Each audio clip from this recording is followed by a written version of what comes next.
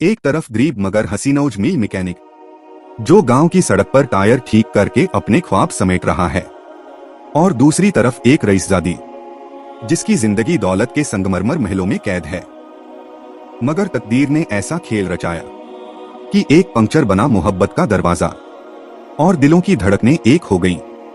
ये है कहानी मोहब्बत और अना की जंग की, जहां एक तरफ इज्जत दाव पर लगी और दूसरी तरफ दिल। रात का वक्त था। गांव की कच्ची सड़क पर ठंडी हवा चल रही थी। आसमान पर आधा चांद था और सितारे अपनी पूरी आबोताब के साथ चमक रहे थे। सड़क के किनारे एक छोटी सी कुटिया नुमा दुकान थी, जिसके बाहर एक पीला बल्ब लटक रहा था। बल्ब के नीचे जमीन पर औजार, टायर और लोहे की रिम रखी हुई थी। इस दुकान के मालिक का नाम सुल्तान था। सुल्तान 30 साल का जवान, गंधमी रंगत, घने बालों वाला और आंखों में एक खास कशिश रखने वाला इंसान था। अगर वो शहर में होता तो शायद लोग उसे किसी फिल्मी हीरो से कम न समझते, मगर किस्मत ने उसे इस छोटी सी पंक्चर की दुकान तक महदूद कर दिया था। उसके कपड़ों पर ग्रीस के धब्बे, हाथों पर मशक्कत की लकीरें और माथे पर मेहनत की चमक थी। उस वक्त भी सुल्तान एक पुरानी साइकिल का टायर ठीक कर रहा था। पसीने के कतरे उसके माथे से बहकर गालों तक पहुंचते, मगर वो सुकून से अपना काम कर रहा था। उसकी दुकान दिन में ज्यादा चलती नहीं थी, लेकिन रात को अक्सर कोई न कोई गाड़ी वाला इधर आ ही जाता। उसी लम्हे दूर से एक बड़ी कार की हेडलाइट्स नजर आईं। सड़क सुनसान थी, हर तरफ खामोशी छाई हुई थी, मगर अचानक जैसे रात का सुकून टूट गया हो। कार करीब आई और सुल्तान की दुकान से कुछ फासले पर रुक गई। एक अजीब सा शोर सुनाई दिया, जैसे टायर फट गया हो। सुल्तान ने अपना हाथ कपड़े से साफ किया और कार की तरफ बढ़ा। कार का दरवाजा खुला और एक लड़की बाहर निकली। वो एक हसीनौज मील लड़की थी, जिसकी उम्र मुश्किल से 18 साल होगी। लंबे रेशमी बाल, गोरी रंगत और सफेद सलवार कमीज पर नीली चादर। वो मोबाइल की टॉर्च ऑन किए गाड़ी के गर्द घूम रही थी। सुल्तान ने करीब जाकर कहा, अस्सलामुअलैकुम बीबी जी, लगता है टायर पंक्चर हो गया है। लड़की चौंक गई और नजरें उठाकर सुल्तान को देखा। उसके चेहरे पर हैरत और परेशानी दोनों झलक रहे थे। जी, टायर खराब हो गया है और यहाँ आसपास कोई नहीं। मैं काफी डर गई थी। सुल्तान ने परसुकून लहजे में कहा, डरने की जरूरत नहीं, मैं यहीं करीब दुकान पर बैठा था। मैं देख लेता हूँ, आप जरा एक तरफ हो जाएं। लड़की ने सर हिलाया और एक तरफ खड़ी हो गई। सुल्तान ने गाड़ी का टायर खोलना शुरू किया। कुछ देर खामोशी रही, सिर्फ औजारों की आवाज आ रही थी। लड़की ने झिझकते हुए कहा, आपका नाम क्या है? सुल्तान ने हाथ मशगूल रखते हुए कहा, मेरा नाम सुल्तान है। और आप? मैं महक हूं, उसने धीरे से जवाब दिया। सुल्तान ने पल भर को नजरें उठाकर महक को देखा। रोशनी कम थी, मगर चांदनी और मोबाइल की टॉर्च ने उसके चेहरे पर अजीब सा जादू कर रखा था। वो लम्हा सुल्तान की यादों में कहीं नक्श हो गया। महक ने आहिस्ता से कहा, आप हमेशा यहीं होते हैं? सुल्तान ने हल्की सी मुस्कुराहट के साथ जवाब दिया, जी, ये मेरी रोजी रोटी है।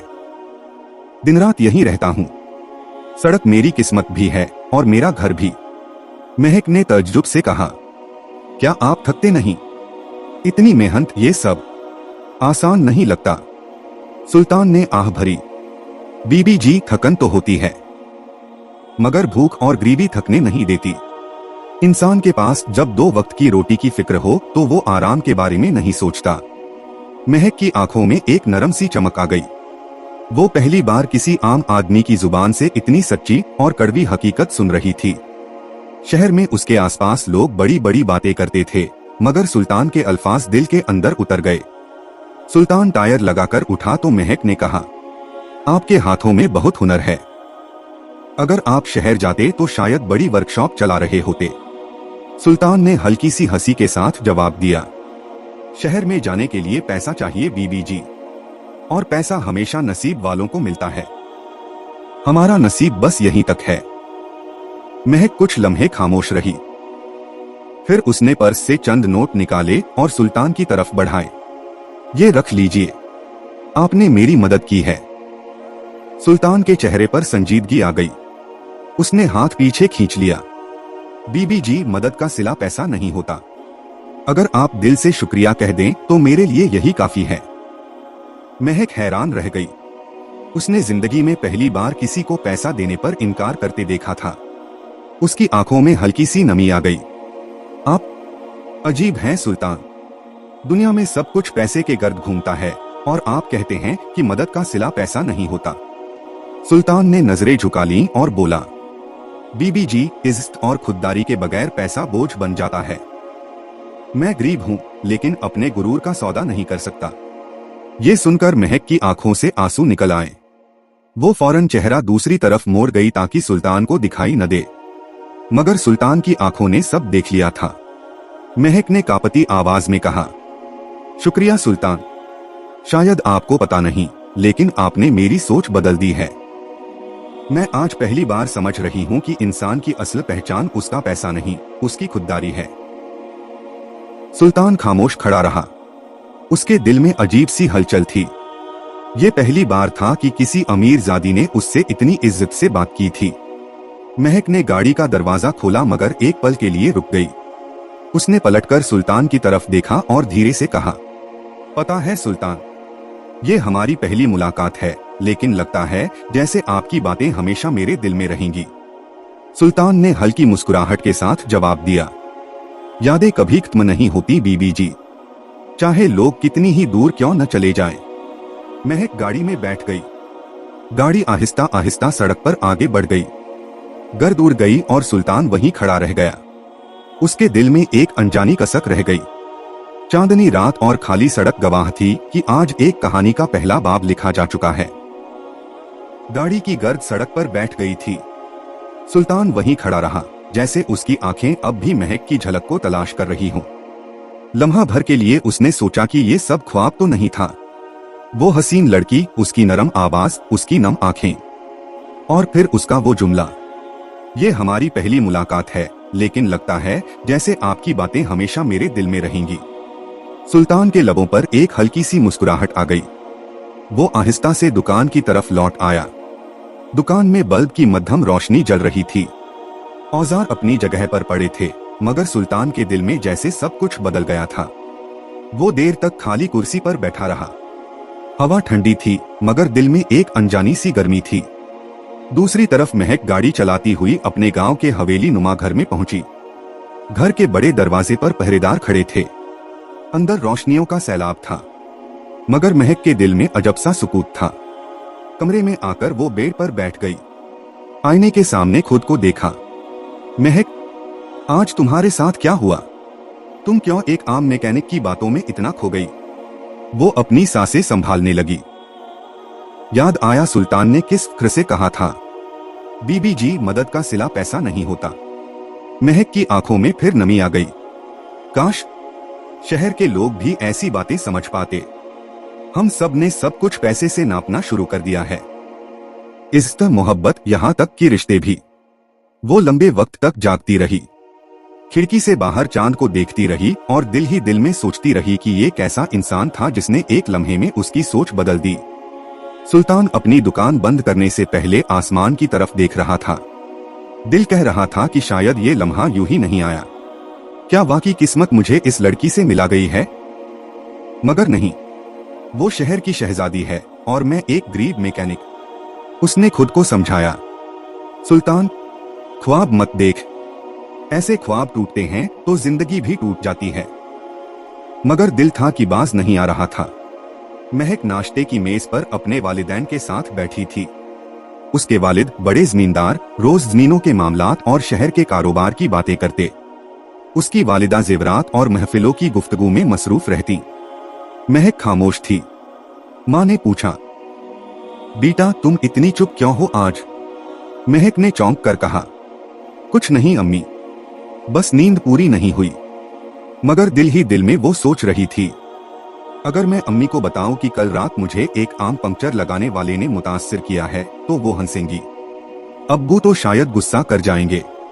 नहीं, ये बात मैं अपने दिल तक ही रखूंगी। सुबह होते ही सुल्तान दुकान पर आ गया। सूरज की किरणें उसके चेहरे पर पड़ रही थीं।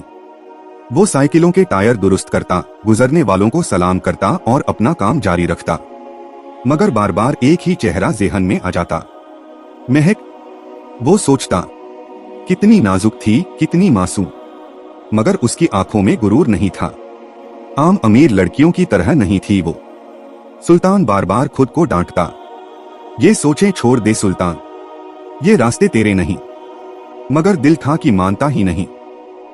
दिन गुजरता गया मगर महक को सुकून न मिला। शाम को उसने अपनी सहेली से कहा, तुम्हें कभी ऐसा हुआ है कि कोई अजनबी लम्हों में दिल को छू जाए? सहेली ने हंसकर कहा, हाँ, फिल्मों में तो अक्सर ऐसा होता है, मगर तुम जैसी लड़की को ये कैसी बातें सूझ रही हैं?